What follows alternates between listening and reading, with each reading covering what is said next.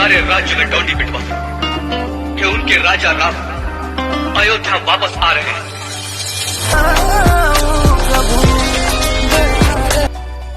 आज पूरी दुनिया में श्री राम जन्मभूमि पर श्री रामलला प्रतिमा के प्राण प्रतिष्ठा समारोह पर अपनी नजरें लगाई हुई। जगह जगह राम भक्त इस ऐतिहासिक घड़ी को भक्ति के सागर में डूबकर जी रहे हैं, तो वहीं आज भी कांग्रेस व उसके सहयोगी दल तुष्टीकरण की राजनीति से बाहर नहीं निकल पाए।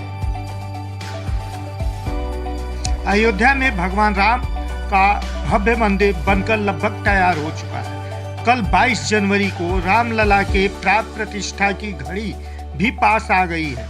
दुनिया उन राम भक्तों को जानती है जिन्होंने कुर्बानी दी। परमहंस और अशोक सिंघल जैसे नेताओं को जानती है जिन्होंने अपना पूरा जीवन मंदिर निर्माण का सपना पूरा करने में निकाल दिया।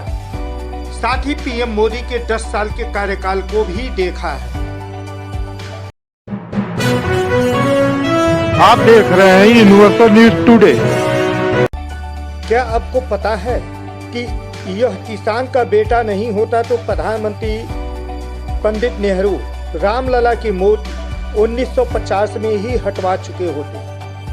बात आज से लगभग 74 साल पहले 1950 की है, जब तत्कालीन पीएम जवाहरलाल नेहरू सरकार द्वारा पूरा जोर लगाने के बावजूद रामलला की मूर्ति नहीं हटी। आखिर किस जज ने फैसला दिया कि रामलला के सुरक्षित दर्शन जारी रहे और मूर्ति नहीं हटाई जाएगी? इसके बारे में विस्तार से जानते हैं, लेकिन उससे पहले आपको बताते हैं कि रामलला के मंदिर के लिए आखिर किस अदालत को क्यों बीच में आना पड़ा।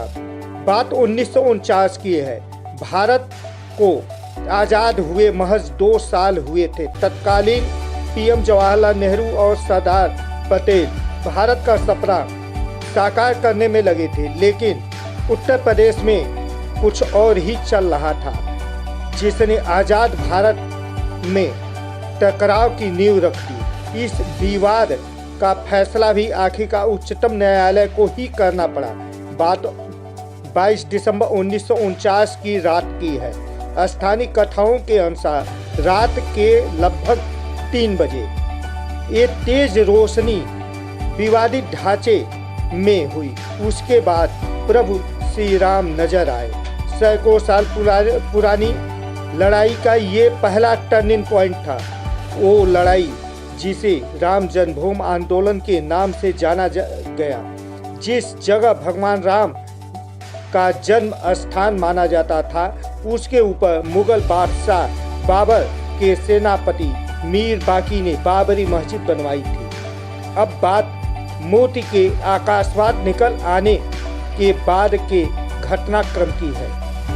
23 दिसंबर 1949 को अयोध्या पुलिस स्टेशन के स्टेशन इंचार्ज पंडित रामदेव दुबे ने एफआईआर दर्ज कर 3 लोगों और 50-60 अज्ञात लोगों के नाम से नामजद एफआईआर दर्ज किया। खबर फैलते ही 26 दिसंबर 1949 को पंडित नेहरू ने यूपी के तत्कालीन मुख्यमंत्री गोविंद बल्लभ पंत को एक टेलीग्राम भेजा और कहा कि मूर्ति का एकाएक प्रकट होना बहुत ही खतरनाक उदाहरण पेश कर रहा है। फिर फरवरी 1950 को एक खत लिखकर गोविंद बल्लभ पंत को अयोध्या जाने का निर्देश दिया। लेकिन 22 दिसंबर 1949 को दूसरी ही घटना हुई, आज भी बहस का विषय बन जाती है। आखिर रामलला बाबरी मस्जिद के भीतर कैसे पहुंचे? तब के फैजाबाद के जिला मजिस्ट्रेट के नायर और सिटी मजिस्ट्रेट गुरुदत्त सिंह सरकार के आदेश के बावजूद भगवान राम की मूर्ति हटाने को तैयार नहीं हुए और डीएम नायर त्यागपत्र दे दिए। उन्हें डर था कि अगर कोई फैसला लिया तो स्थानीय अदालत उस पर रोक लगा सकती है। उस वक्त ठाकुर बीर सिंह फैजाबाद के सिविल जज थे। इस बात का जिक्र कई किताबों में किया गया है। जज बीर सिंह ने जब सहयोग मांगा गया तो उन्होंने कहा कि वह निश्चित ही सहयोग करना चाहते हैं, क्योंकि ये भगवान राम के लिए किया जा रहा है, लेकिन पूरा काम कानून के दायरे में ही होना चाहिए। जसबीर सिंह इंग्लैंड से बार एक्ट लॉ की उपाधि लेने के बाद जज बने थे। मुकदमा उनके सामने आया तो सिविल जज बीर सिंह ने 16 जनवरी 1950 को अपने फैसले में सुरक्षित दर्शन और विवादित स्थल से मूर्ति नहीं हटाने का आदेश जारी कर दिया। जब भक्त गोपाल सिंह शारद और पुजारी रामचंद्र परमहंस के केस में सिविल जज ने कमीशन भेजकर रिपोर्ट तलब की और कानून के दायरे में मूर्ति हटाने पर रोक लगाकर पूजा करने की अनुमति दी, तो इस फैसले को हाई कोर्ट में चुनौती दी गई, लेकिन सिविल जज बीर सिंह आदेश को कानून सम्मत माना गया। उनके पोते के मुताबिक उनके सम्मान का आलम यह था कि राम मंदिर आंदोलन के दौरान हरिद्वार जाते वक्त रामचंद्र दास परमहंस रिटायर्ड जज बीर सिंह के मुजफ्फरपुर नगर स्थित आवास पर पहुंच गए।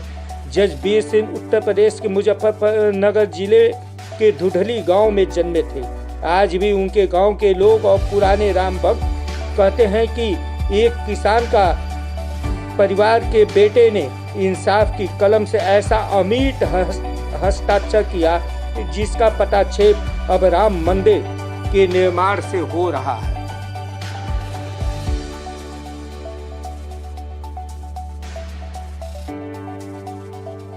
इतिहास के पन्नों की सिलवटों में सन 2526 से 28 तक मुगल बादशाह बाबर का सिपाह सलाह मीर बाकी ने श्री राम मंदिर तोड़कर मस्जिद का निर्माण करवाया। इस स्थान को लेकर हिंदू समुदाय के लोगों द्वारा यह दावा किया गया कि यहाँ भगवान राम की जन्मभूमि है और इस स्थान पर प्राचीन मंदिर भी था। हिंदू पक्ष के लोगों ने मस्जिद में बने 3 गुंबदों में से एक गुंबद के नीचे भगवान का जन्म स्थान बताया। पहली बार कानून की जद में अंग्रेजी शासन में 1859 में श्री राम जन्मभूमि पर जहां मस्जिद का निर्माण किया गया, वहां आसपास के कई स्थानों पर 1953 में हुए दंगे के बाद 1959 में अंग्रेजी प्रशासन ने विवादित स्थान के पास बाड़ लगा दिया और मुसलमानों को ढांचे के अंदर तो वहीं हिंदुओं को बाहर चबूतरे के पास पूजा करने की इजाजत दे दी।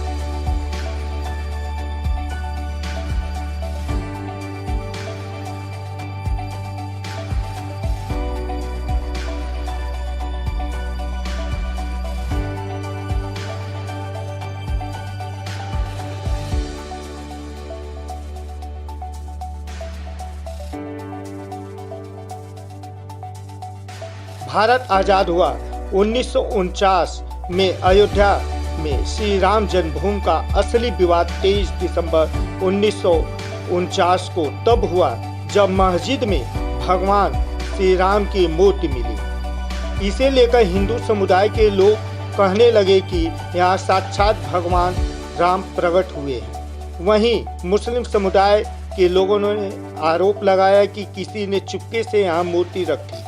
ऐसे में यूपी सरकार ने तुरंत मूर्ति को वहां से हटाने के आदेश दिए, लेकिन जिला मजिस्ट्रेट डीएम के नायर ने धार्मिक भावना को ठेस पहुंचने और दंगा भड़कने के डर से इस आदेश में असमर्थता जताई, जिसके बाद तत्कालीन पीएम के निर्देशों पर इसे विवादित ढांचा मानकर ताला लगा दिया गया, जिसके विरोध में 1950 में फैजाबाद के सिविल कोर्ट में 2 अर्जी दाखिल हुई। इनमें एक तो विवादित भूमि पर रामलला की पूजा की इजाज़त और दूसरी मूर्ति रखे जाने की इजाज़त पर थी।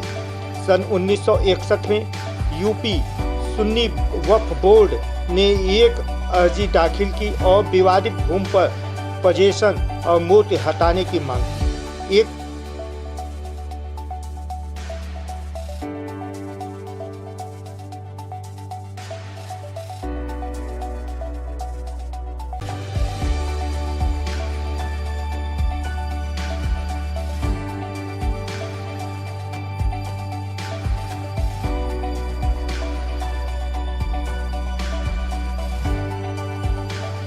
बात 1 फरवरी 1986 की है। यूसी पांडे की याचिका पर फैजाबाद के जिला जज KM पांडे ने हिंदुओं को पूजा करने की इजाज़त दे दी और ढांचे पर लगे ताले को हटाने का आदेश जारी किया। 1990 में भाजपा लाल कृष्ण आडवाणी के नेतृत्व में रथ यात्रा सोमनाथ से निकाला, जिससे बिहार में तत्कालीन मुख्यमंत्री लालू प्रसाद यादव ने रोककर लाल कृष्ण आडवाणी को गिरफ्तार कर लिया। इस घटना ने आग में घी का काम किया। सभी आहत भावना जाग गई। उधर अयोध्या में आयोजित कार सेवा में आए कार सेवकों पर प्रदेश की तत्कालीन मुख्यमंत्री मुलायम सिंह यादव ने लाठीचार्ज किया। स्थिति नियंत्रण में नहीं आने पर कार सेवकों पर गोलियां बरसाई गई। अयोध्या की धरती खून से सन गई तो वहीं सरयू लाल हो गई। 1992 में पुनः भाजपा अयोध्या में कार सेवा आयोजित किया तो जो ऐतिहासिक रहा। 6 दिसंबर 1992 को BHP और शिवसेना समेत कई हिंदू संगठनों ने लाखों कार्यकर्ताओं ने विवादित ढांचे को गिरा दिया। इससे देश भर में सांप्रदायिक दंगे हुए और हजारों की तादाद में लोग मारे गए। वर्ष 2002 में गोधरा ट्रेन जो कि हिंदू कार्यकर्ताओं को लेकर जा रही थी, उसमें आग लगा दी गई और करीब 58 लोग मारे गए। इसे लेकर गुजरात में भी दंगे हुए जिसमें हजारों लोग मारे गए। वर्ष 2010 इलाहाबाद हाई कोर्ट ने फैसले पर विवादित भूमि को सुन्नी वक्फ बोर्ड रामलला विराजमान और निर्मोही अखाड़ा के बीच 3 बराबर हिस्सों में बांटने का आदेश दिया। वर्ष 2011 अयोध्या विवाद पर इलाहाबाद हाई कोर्ट के फैसले पर सुप्रीम कोर्ट ने रोक लगा दी। वर्ष 2017 सुप्रीम कोर्ट ने आउट ऑफ कोर्ट सेटलमेंट का आह्वान किया और भाजपा के कई नेताओं पर आपराधिक साजिश के आरोप बहाल किए गए।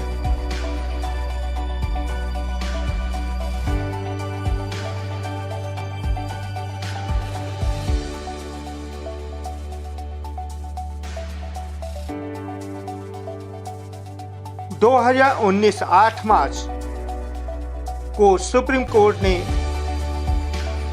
मामले को मध्यस्थता के लिए भेजा और 8 सप्ताह के भीतर कार्रवाई को खत्म करने का आदेश दिया। इसके बाद 1 अगस्त को मध्यस्थता पैनल ने रिपोर्ट पेश की और 2 अगस्त को सुप्रीम कोर्ट मध्यस्थता पैनल मामले में समाधान निकालने में कामयाब नहीं हो पाई। इस बीच सुप्रीम कोर्ट में अयोध्या मामले को लेकर प्रतिदिन सुनवाई शुरू हो गई। 16 अगस्त 2019 को सुनवाई पूरी होने के बाद फैसला सुरक्षित रख लिया गया। सन 2019 में 9 नवंबर का दिन आया। सुप्रीम कोर्ट के 5 जजों की बेंच ने श्री राम जन्मभूमि के पक्ष में फैसला सुनाया। वहीं 2.77 एकड़ विवादित भूमि हिंदू पक्ष को मिली और मस्जिद के लिए अलग से 5 एकड़ जमीन मुस्लिम पक्ष को उपलब्ध कराने का आदेश दिया गया। 2020 25 मार्च को पूरे 28 साल बाद रामलला टेंट से निकलकर फाइबर के मंदिर में शिफ्ट हुए और इसके बाद 5 अगस्त को भूमि पूजन प्रधानमंत्री नरेंद्र दामोदर मोदी के हाथों किया गया। 2023 एक बार फिर से श्री राम जन्मभूमि अयोध्या रामलला का भव्य मंदिर बनकर तैयार हुआ। 22 जनवरी 2024 को रामलला के भव्य मंदिर का अभिषेक होगा। इस तरह साल चले इस विवाद का अंत होगा और रामलला की पूजा आराधना की जाए।